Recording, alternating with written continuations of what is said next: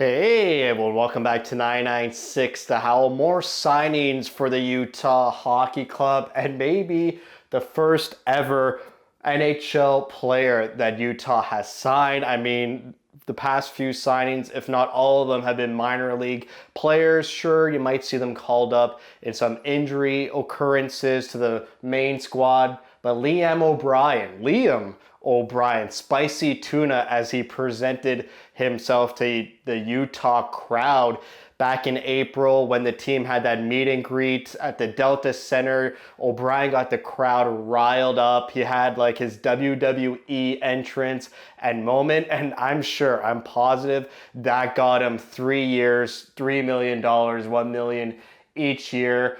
For me, I'm not going to get upset at $1 million. I know O'Brien is always at the butt end of my jokes, past seasons, Coyotes jokes, always the butt end of them. But for me, the problem with O'Brien is he plays too much. He's an excellent hitter, excellent fighter, never will back down from a challenge. He's a great teammate.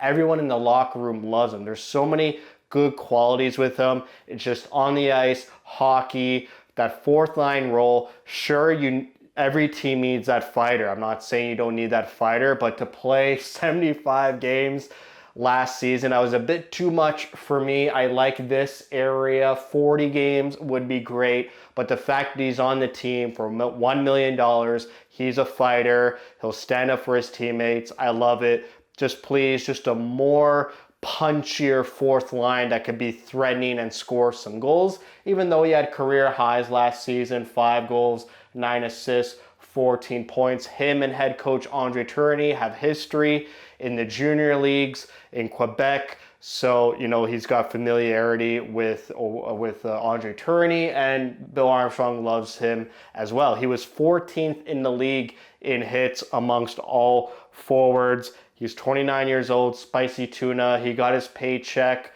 Hopefully, really what I'm looking for, keep being that locker room guy. Keep standing up for your teammates. Never back down from a fight. And be that, easygoing, fun guy who's willing to work hard and play hard. Next, we got 2 minor league signings again to join the plethora of Tucson Roadrunners signings.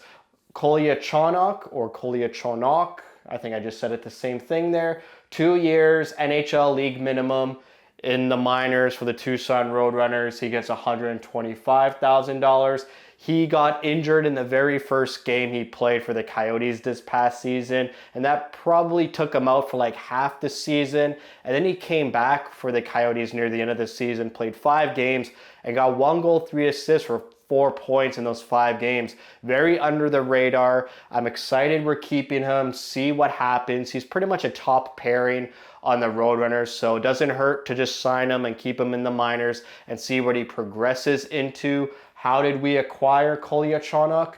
A cap dump from the most recent Stanley Cup winners, the Florida Panthers. Back, 2-3 years ago now, the Panthers gave the Coyotes Anton Strawman, Kolyachonok, and a 2024 second round pick. So this Saturday, I know that first round's Friday of the draft, the second round is Saturday. That pick from that Strawman trade, it's going to get picked.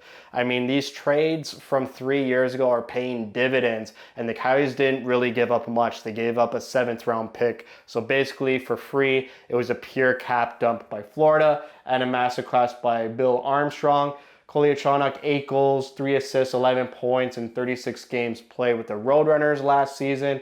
And then these other 2 stat lines all with the Roadrunners as well. And then finally, Ben McCartney, who's a forward, and I didn't put F, and I put away my markers. He is a forward, a big power forward. One of the first draft picks for the Coyotes under Bill Armstrong's tenure, even though Bill Armstrong wasn't allowed to be at the draft table because he just recently got hired from the St. Louis Blues. This was in 2020, so 4 years ago now. He was a 7th round pick. He was a point per game player all throughout junior. Everywhere he played, the rookie tournaments, he looked so good. But he's got some injury problems.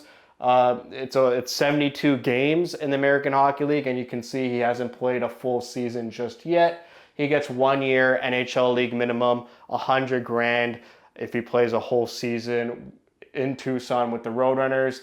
He had a great first season, and then injury problems started to creep up on him. He wears the A patch, the alternate captain patch for the Roadrunners, and I'm excited he got signed for one more year. I was always high on him. I've since moved on, but hopefully those injury problems are in the past, and he could be a great third line energy, big body, power forward type of player for the Roadrunners. Speaking of the Roadrunners, they are playing all of their home games in Tucson.